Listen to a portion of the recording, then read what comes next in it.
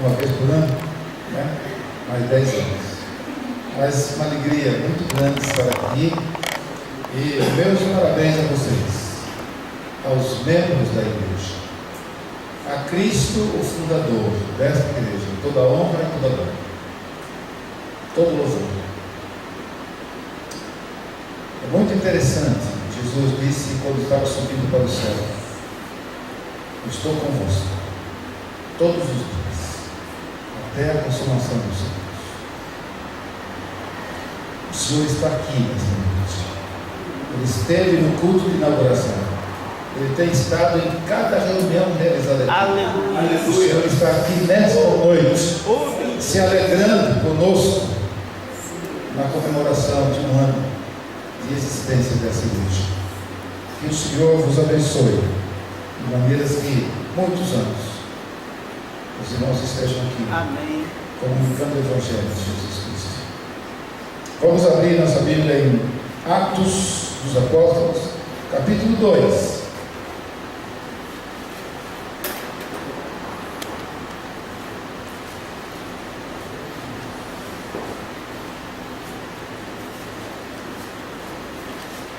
Atos, capítulo 2, do 41 até o 47.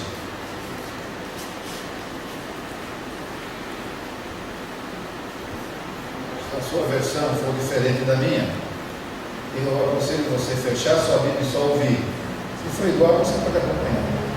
Se for diferente, você vai se perder, né? Então, se for diferente, feche sua Bíblia e só escute. Versículo 41. De sorte que foram batizados os que receberam a sua palavra. E naquele dia agregaram-se quase 3.000 almas, que perseveravam na doutrina dos apóstolos, na comunhão, no partir do pão e nas orações. Em cada alma havia temor, e muitos prodígios e sinais eram feitos pelos apóstolos. Todos os que criam estavam unidos e tinham tudo em comum, e vendiam suas propriedades e bens e os repartiam por todos, segundo a necessidade de cada um. E perseverando unânimes todos os dias no templo, e partindo o pão em casa, comiam com alegria e singeleza de coração, louvando a Deus e caindo na graça de todo o povo. E cada dia acrescentava-lhe o Senhor os que iam sendo salvos. Obrigado, Pai. Muito obrigado, Deus, por tua palavra linda. Queremos entendê-la, Senhor. Portanto, dá-nos agora, Senhor, a sensibilidade e a sabedoria para entendermos esta palavra. Em nome de Jesus. Amém. Eu gosto muito de considerar o evento. Alguns não gostam. Mas se tratando de aniversário da igreja, um ano de vida, eu estava orando e pensando no que dizer aos irmãos aqui hoje, ou permitir que o Senhor fale nesta noite. Então veio à nossa mente aqui um assunto que é interessante, e a gente vai tecer algumas considerações dentro desse texto. Uma igreja atuante. Uma igreja atuante. Uma igreja que trabalha, uma igreja que realiza, uma igreja que faz, uma igreja que vai, uma igreja que briga, uma igreja que faz tudo. A igreja atuante. Quando lemos a Bíblia, irmãos, os evangelhos principalmente, no começo de Atos dos Apóstolos, nós nos deparamos com Jesus dando as últimas instruções aos seus discípulos. E as instruções que foram reiterar a sua ordem, a ordem que ele havia dado para que pregassem o Evangelho a toda a criatura. Para isso, eles teriam a companhia do Espírito Santo, que os capacitaria com poder para que o Evangelho fosse pregado. Eu digo aqui nessa introdução que a igreja tem um dever, ou melhor, dois deveres. O primeiro de ser santa e a segunda de pregar o Evangelho. Aleluia. Todos na igreja têm o dever de pregar o Evangelho. Uns pregam falando e outros pregam vivendo, simplesmente vivendo. Mas estão anunciando, comunicando o poder do Evangelho que transforma vidas, que transforma os homens. Finalmente, depois das instruções, no dia de Pentecostes se cumpre a promessa de Jesus e os seus discípulos amados são cheios do Espírito Santo, para que pudesse cumprir a missão designada pelo Senhor. E foi no dia de Pentecostes. Pentecostes era uma festa permanente, aliás, é uma festa permanente no calendário judaico. Eram realizadas 7 semanas após a festa da Páscoa e foi estabelecida por Moisés, lá em Deuteronômio 16:16, que chamava a festa o início das colheitas. Daí, de Moisés para cá, todo ano, o judeu ortodoxo, aquele que pratica a religião, realiza a festa, todas aquelas festas dos judeus. Olha, interessante que no dia de Pentecostes, naquele dia de Pentecostes, Pedro atinge a mais ampla plateia de todos os tempos, pois naqueles dias, essa festa, tinha gente de 16 países permeando as ruas, agitando as ruas de Jerusalém. Foi ali, naquele cenário, que Pedro se levantou para pregar o seu maior sermão da história, cujo resultado, meus irmãos, foi, segundo Lucas, a conversão de 3.000 homens. Aleluia. Sem contar mulheres e crianças. Um sermãozinho só pregado, enfatizando o arrependimento. 3.000 homens aceitaram Jesus Cristo como Salvador.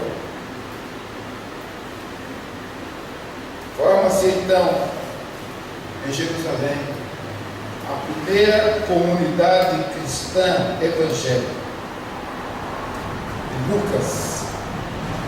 Lucas aproveita e descreve como viviam os cristãos naqueles dias, como era a vida comunitária daquela igreja, o que exatamente a igreja fazia naqueles dias e que nós devemos fazer hoje. Lucas mostra, descrevendo os passos dados daqueles primeiros cristãos, como eles viviam. E ele menciona 7 características desse texto, características essas marcantes, impactantes desses primeiros convertidos, e eu quero passar para você nessa noite, bem rapidinho. Uma igreja atuante, enfatizando aqui 7 características que marcaram a história daquela igreja e que, se levada em conta, se levada em consideração, como nós aqui teremos uma igreja semelhante àquela, muita bênção, muita ação do Espírito Santo, muito movimento, muitas pessoas louvando a Deus. Uma igreja atuante. O que é uma igreja atuante? O que é uma igreja atuante? Eu olho daqui de cima e vejo, eu não vejo cadeiras vazias, eu vejo cadeiras ocupadas por centenas de pessoas salvas por Jesus. Amém, aleluia. Produto de uma igreja atuante. A igreja que copia da igreja primitiva, a experiência que ela viveu quando recebeu o Espírito Santo. Primeira característica, irmãos, está no versículo 42. A igreja perseverava na doutrina. A igreja perseverava na doutrina dos apóstolos, na comunhão, no partir do pão e nas orações. A igreja perseverava, a igreja permanecia, a igreja ficava, a igreja atuava na doutrina do ensino apostólico, que ocupava um lugar preeminente na vida deles, uma vez que eram os únicos que estiveram mais tempo com Jesus e era a porta-voz autorizada do Senhor para pregar o Evangelho. Vamos perseverar no Evangelho, perseverar, ficar firme no Evangelho, na doutrina de Jesus Cristo, nos ensinos do Senhor Jesus Cristo. E o ensino do Senhor Jesus Cristo, a doutrina do Senhor Jesus Cristo visava dois alvos, meus irmãos. E ele ensinou isso ao doutor da lei: amar a Deus sobre todas as coisas e o teu próximo como a ti mesmo. Se eu amar a Deus, se eu amar o meu próximo, eu vou desejar a salvação do meu próximo, eu vou desejar a vida abundante para o meu próximo, eu vou desejar a felicidade para o meu próximo, eu vou desejar a prosperidade para o meu próximo, eu vou desejar o que eu tenho, o que eu possuo para o meu próximo. E para isso é necessário permanecer firme na doutrina, no ensino do Senhor Jesus Cristo. E essa igreja fazia isso. Segunda característica, versículo 43 diz que havia temor, e muitos prodígios e sinais eram feitos pelos apóstolos. Havia temor, e então os prodígios e os sinais aconteciam. Isso significa, meus irmãos, que aqueles irmãos da igreja primitiva se respeitavam mutuamente uns aos outros. Quando fala de temor, temer não é ter medo, temer não é covardia, temer não é timidez, temer não é fuga, temer é respeito. Respeitar. Os irmãos se respeitavam mutuamente, um respeitava o outro, ninguém era indiferente naquela igreja. Aleluia. Havia primeiramente o amor, e depois então o carinho, a atenção, o diálogo que acontecia, meus irmãos, e como resultado disso o Espírito Santo tinha liberdade de operar prodígios, milagres. Aleluia. E é isso que precisa haver numa igreja atuante. Primeiro, perseverar na doutrina, e segundo, temer uns aos outros, ter respeito uns pelos outros, não importa quem seja, mas respeitar. Se ele é gordo, se ele é magro, se ele é negro, se ele é branco, se ele é pardo, seja ele quem for, ele tem que ser respeitado como pessoa, criatura de Deus.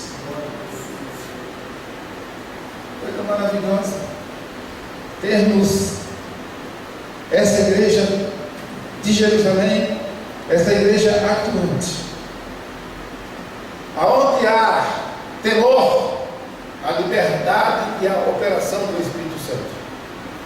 E aí ele vai curar os doentes, e aí ele vai libertar os oprimidos, e aí ele vai levantar o coxo que não podia entrar na água, ele vai fazer uma função de estripulia abençoada, e todos serão curados. Terceira característica: desenvolveram uma comunhão verdadeira. Versículo 44. A comunhão profunda que os unia de uma forma intensa, manifestada tanto no partir do pão, na ceia, quanto na oração. Isto era possível por causa da habitação do Espírito Santo em todos eles. Oh, irmãos, há uma evidência comprovada da presença do Espírito Santo no meio da igreja, quando há comunhão dos irmãos, quando os irmãos vivem em comunhão, quando os irmãos estão ali naquela confraternização verdadeira, um vivendo em função do outro. Ninguém tem nada, ninguém é dono de nada. A igreja primitiva, aqueles irmãos, aqueles presbíteros que se converteram, sabe o que eles fizeram, meus irmãos? Eles perderam tudo, eles perderam muito dos seus bens, perderam casa, perderam fazenda, perderam barco, perderam muita coisa. Mas a igreja o acolheu, cada um deles, E a igreja vendia as suas propriedades que possuíam e repartia o lucro com aqueles que tinham perdido tudo. E diz a palavra que ninguém tinha falta de nada. Interessante, quase igual hoje. Igualzinho a igreja de hoje. Na verdade, irmãos, a igreja de hoje é igual àquela igreja. Todos os irmãos repartem o pão uns com os outros. Misericórdia de Deus. Mas essa igreja fazia isso. Só repetindo, sabe por quê? Porque o Espírito Santo de Deus é quem governava. O Espírito Santo de Deus era quem reinava. O Espírito Santo de Deus era quem coordenava. O Espírito Santo de Deus que administrava. O Espírito Santo de Deus era quem mandava na igreja. Aleluia! Desenvolvendo comunhão. Aqueles queridos irmãos, como muitos dos nossos hoje, enfrentando vida difícil. Os que não tinham vida difícil ajudavam os que tinham vida difícil.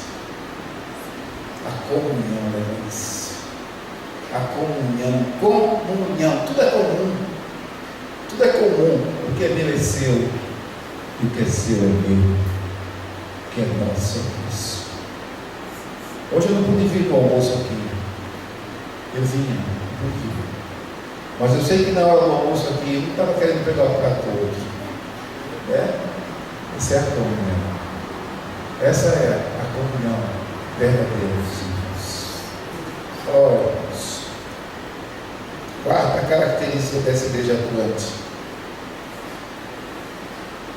Estes primeiros cristãos não se afastaram das atividades do templo e continuavam a frequentá-lo normalmente, mas com uma mensagem totalmente inovadora.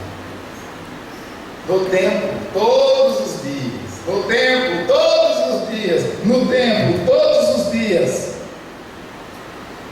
Os irmãos se reuniam para adorar a Deus, para estudar a palavra de Deus, para conhecer Deus, os propósitos maravilhosos que Ele tem para as nossas vidas. Oh, irmãos, aqueles irmãos novos procuravam crescer na graça, no conhecimento de Jesus Cristo, com um propósito extraordinário que aconteceu lá no capítulo 8 de Atos dos Apóstolos, quando se deu a diáspora. Sabe o que é diáspora? A dispersão. Houve uma grande perseguição e aqueles homens que se converteram foram espalhados por todo o mundo para levar o Evangelho de Jesus Cristo. Se aqueles homens não frequentassem o templo, se aqueles homens não fossem ao templo para estudar, para aprender, eles não teriam condições e nenhuma capacidade de pregar o Evangelho lá fora. É do templo que a gente aprende. É na casa de Deus que a gente aprende. É no dia do estudo bíblico que nós vamos aprender. É no dia da escola bíblica que nós vamos estudar e nós vamos aprender. E é aprendendo que a gente cresce. É aprendendo que a gente se abastece. Aleluia. É aprendendo que a gente é preparado para levar o Evangelho a outras pessoas. Aleluia. A igreja primitiva fazia isso. Eles estavam ali frequentemente no templo. Normalmente no templo. Quinta característica. Isso aqui é tremendo. O testemunho deles no templo era de suma importância, pois atestava o cumprimento da mensagem. Todo o ritual do templo realizava na obra vicária de Jesus Cristo. Aquelas pessoas que estavam no templo, estudando e aprendendo, elas testemunhavam, elas testificavam o que aprendiam, numa transmissão de mensagem aprendida, testemunhando. Que coisa maravilhosa! Testemunho dos primeiros irmãos lá no templo. Eles consideravam aquilo tudo, Lucas considerava aquilo de grande importância, pois atestava o cumprimento da mensagem. Meus irmãos, Quando a igreja atuante testemunha, ela demonstra a outros aquilo que Cristo está operando na sua vida. Ela testemunha, ela demonstra, ela mostra, ela esclarece para as circunstâncias ao seu redor, começando com seus parentes, começando com a sua família, indo para o vizinho, para o circunvizinho, indo para o colega de trabalho, indo para o colega na escola, e então com capacidade de testemunhar aquilo que tinha aprendido. Amém. Da palavra de Deus. E as pessoas precisam saber quem nós somos. As pessoas precisam ver quem nós somos. E as pessoas só veem e sabem quem nós somos quando nós somos. Nós precisamos ser, para que todos vejam quem nós somos. Testemunho é significante, muito importante. A irmãzinha querida nossa aqui da Higienópolis, ela acordava de manhã bem cedo e ela ligava o rádio, botava a música, e o dia inteiro aquela música estava tocando lá no seu quintal. Um dia mudou-se uma família de Santo Antônio da Platina para ser vizinho dela. Uma manhã ela foi chamada pela vizinha. Ô vizinha, vizinha! E o muro era muito alto. Ela disse: olha, eu não estou te ouvindo, quem está me chamando? Sou eu, a sua vizinha. Dá para você aumentar essa música? Eu não estou escutando direito. Ela é tão bonita, eu quero ouvir mais. Tá bom? Ela foi lá e levantou o som.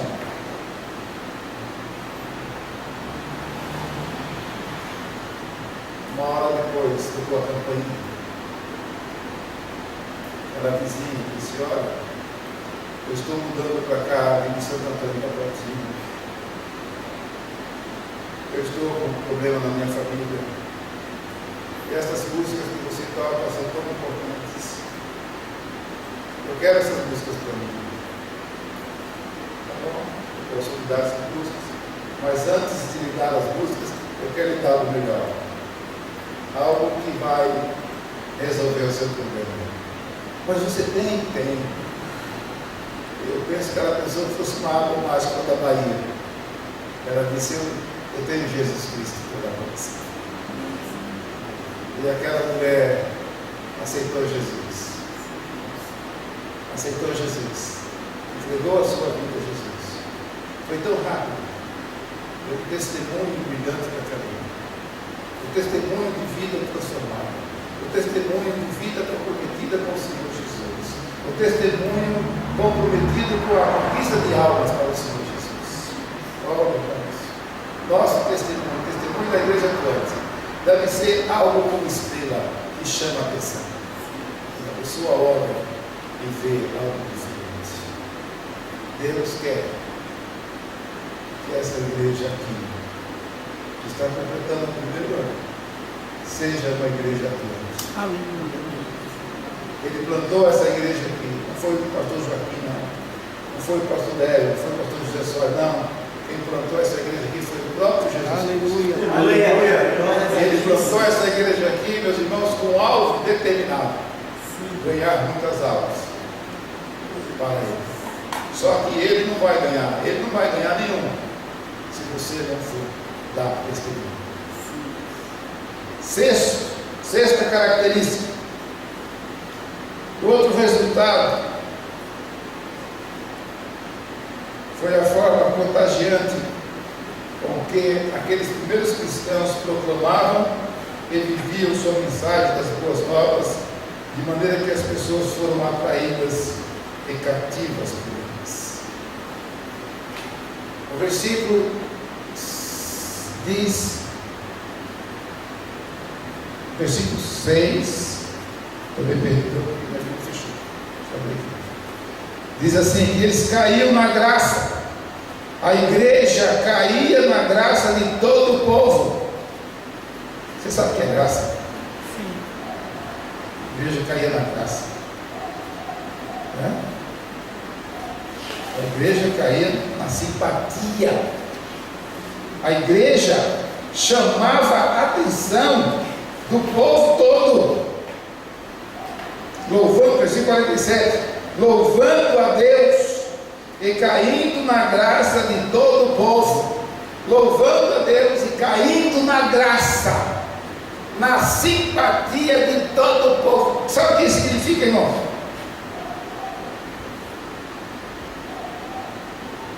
Significa que quando o povo passava na rua daquela igreja, ele não tinha tempo não.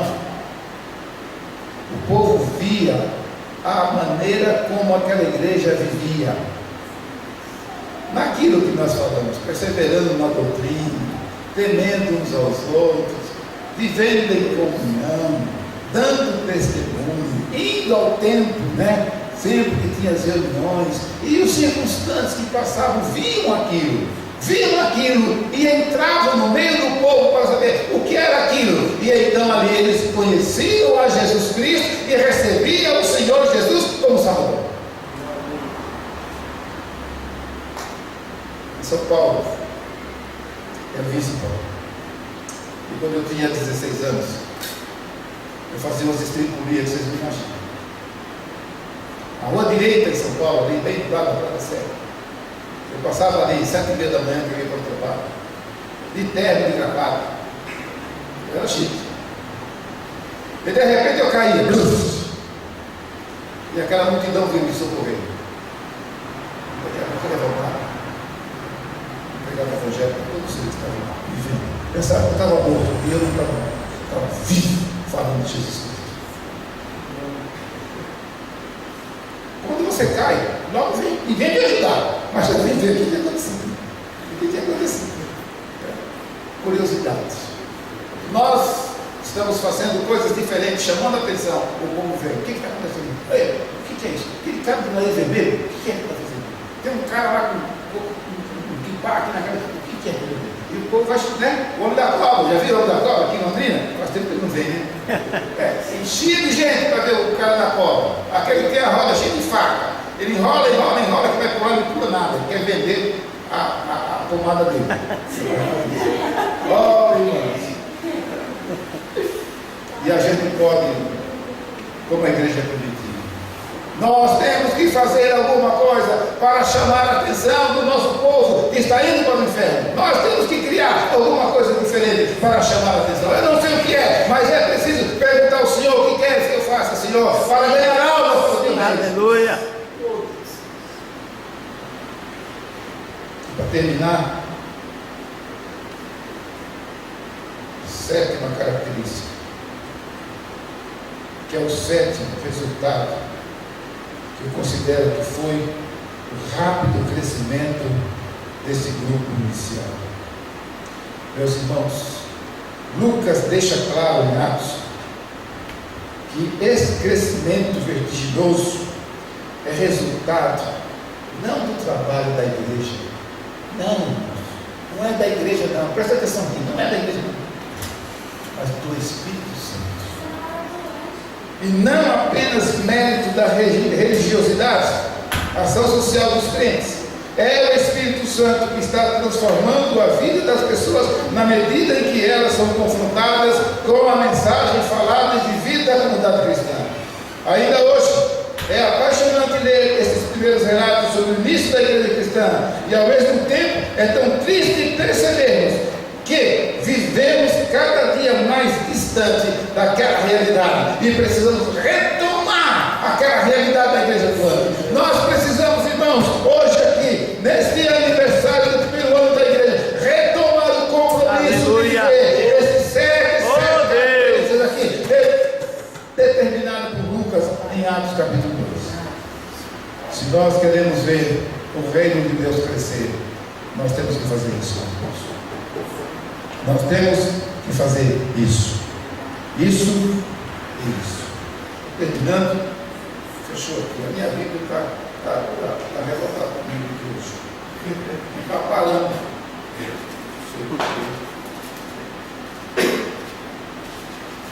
Ok. Nesta noite de festa, de aniversário, já ouvi falar que vai ter lanche, vai ter bolo. Nossa, que é? Vou ter almoço, tem lanche. Não, eu sei que para cá. Eu pedi baixa lá no meu quartel, vem para cá. Oh, glória a Deus. Aí perseveravam na doutrina dos apóstolos. A igreja perseverava na doutrina dos apóstolos. Os ensinos do Senhor Jesus Cristo. Não podemos nos desviar.